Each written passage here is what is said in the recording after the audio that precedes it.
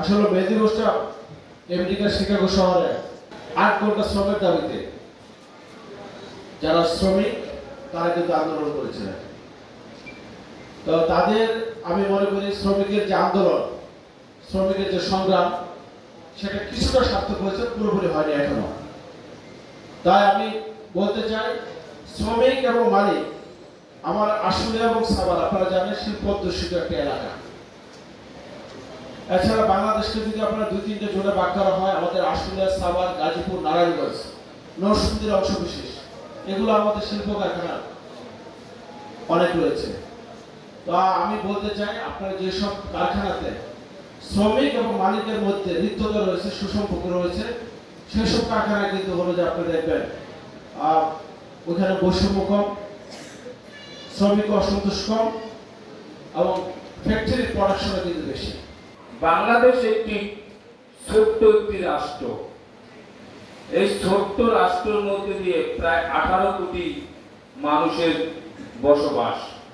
এর মধ্য দিয়ে বেশিরভাগ মানুষ হলো এই দেশের বিভিন্ন পেশাজীবী মানুষ। এর মধ্যে এলো শ্রমজীবী মানুষরাই বেশিরভাগ। এর মধ্যে একটি অংশ রয়েছে কলকারখানার শিল্প শ্রমিকরা এবং পরিবহনের শ্রমিকরা এবং আরো অন্যান্য শ্রমিকরা রয়েছে। সেক্ষেত্রে শ্রমিক রয়েছে প্রায় 27টি সেক্টরে।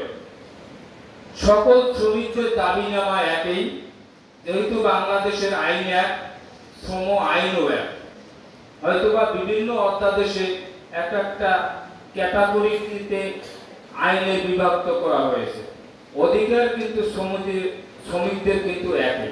শ্রমিক মালিক এক হয়ে গর্ব দেশ নতুন করে, আসলে এই বক্তব্য যে লিখছেন সে আসলে দেশের কল্যাণের জন্য দেশের কথা চিন্তা করে, দেশকে ভালোবেসে লিখছে।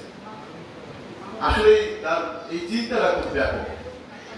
এই জন্য ব্যাপক কারণ আমরা বিভিন্ন সময় দেখি শ্রমিক মালিককে প্রতিদ্বন্দ্বী মনে করে, বিভিন্ন শ্রমিক সংগঠন শ্রমিকরা মালিককে প্রতিদ্বন্দ্বী মনে করে। মালিক শ্রমিক প্রতিদ্বন্দ্বী না। আজকে শিল্প প্রতিষ্ঠান যদি না থাকে, আপনার কর্মসংস্থান থাকবে না। আপনার কর্মসংস্থান যদি না থাকে, তাহলে শ্রমিকের মূল্যায়ন থাকবে না। আপনি দাঁড়িয়ে দাঁড়িয়ে ঘুরবেন চাকরির জন্য, কিন্তু আপনাকে কম স্যালারিতে চাকরি দেবে। সেই জন্য প্রতিষ্ঠান টিকে রাখতে হবে আগে।